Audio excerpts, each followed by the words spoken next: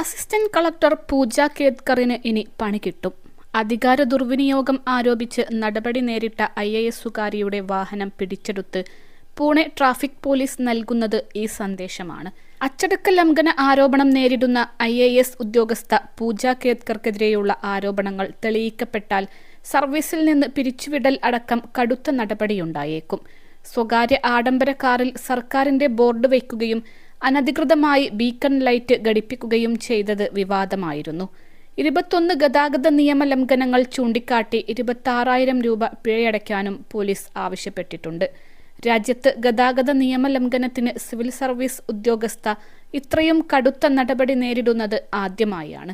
Traffic police notice നൽകിയതിന് പിന്നാലെ ശനിയാഴ്ച രാത്രി കേത്കറിന്റെ ഡ്രൈവർ വാഹനത്തിന്റെ താക്കോൽ കൈമാറുകയാണ്. വാഹനത്തിന്റെ ഉടമസ്ഥരോട് കാറിന്റെ രേഖകൾ ഹാജരാക്കാൻ അധികൃതർ ആവശ്യപ്പെട്ടെങ്കിലും സമർപ്പിച്ചിട്ടില്ല.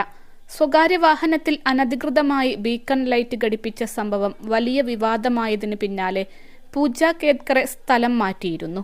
ഇതിനുശേഷം പ്രതിഷേധം ശക്തമായി. ഇതോടെയാണ് നടപടികൾ അനിവാര്യതയായത്. പ്രൊബേഷൻ കാലയളവിൽ സർക്കാർ നൽകാത്ത പല സൗകര്യങ്ങളും അസിസ്റ്റന്റ് കളക്ടർ ഉപയോഗിച്ചിരുന്നതായാണ് ആരോപണം. സ്വകാര്യ ഓഡി കാറിൽ മഹാരാഷ്ട്ര സർക്കാർ എന്ന ബോർഡ് സ്ഥാപിച്ച കളക്ടർ കാറിന് മുകളിൽ ചുവപ്പ്, നീല നിറങ്ങളിലുള്ള ബീക്കൺ ലൈറ്റും ഘടിപ്പിച്ചിരുന്നു. ഇതിനു പുറമെ അഡീഷണൽ കളക്ടർ അജയ് മോറയുടെ ചേംബർ കൈയേറിയതിലും പൂജയ്ക്കെതിരെ അന്വേഷണമുണ്ടായിരുന്നു. പൂജയുടെ കാറിനെ ചൊല്ലിയും ഓഫീസിലെ നടപടികളെക്കുറിച്ചും വിവാദമുയർന്നതോടെ പൂനെ കളക്ടർ സുഹാസ് ദിവസെ ചീഫ് സെക്രട്ടറിക്ക് കത്ത് നൽകിയിരുന്നു. മകൾക്ക് കൂടുതൽ സൗകര്യങ്ങൾ ലഭ്യമാക്കാനായി റിട്ടയർഡ് IAS ഉദ്യോഗസ്ഥനായ പൂജയുടെ പിതാവ് കളക്ടറുടെ ഓഫീസിൽ സമ്മർദ്ദം ചെലുത്തിയതായും ആരോപണം ഉയർന്നിരുന്നു. അതിനിടെ പൂജ സമർപ്പിച്ചിരുന്ന ജാതി സർട്ടിഫിക്കറ്റിനെ ചൊല്ലിയും ഇവർ ഹാജരാക്കിയ മെഡിക്കൽ സർട്ടിഫിക്കറ്റിനെ സംബന്ധിച്ചും പരാതികളുണ്ടായി. തുടർച്ചയായി ആരോപണങ്ങളുയർന്നതോടെ പൂജയ്ക്കെതിരെ കേന്ദ്ര സർക്കാർ അന്വേഷണം പ്രഖ്യാപിച്ചിരുന്നു. കാഴ്ച വെല്ലുവിളി ഉണ്ടെന്ന് കാണിച്ച് UPSCക്ക് വ്യാജ സർട്ടിഫിക്കറ്റ് നൽകി. OBC നോൺ ക്രിമിലിയർ സർട്ടിഫിക്കറ്റ് സമർപ്പിച്ച് UPSC പരീക്ഷയ്ക്ക് അപേക്ഷിച്ചു എന്നീ ആരോപണങ്ങളാണ് കേന്ദ്ര പേഴ്സണൽ മന്ത്രാലയം അന്വേഷിക്കുന്നത്. 2 ആഴ്ചയ്ക്കകം റിപ്പോർട്ട് സമർപ്പിക്കും.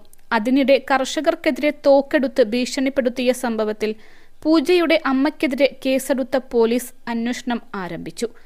1 വർഷം മുൻപ് പൂനെയിലെ മുൽഷിയിൽ കർഷകരുമായുള്ള ഭൂമി തർക്കത്തിനിടെയാണ് പൂജയുടെ അമ്മ മനോരമ കേത്കർ തോക്കെടുത്തത്.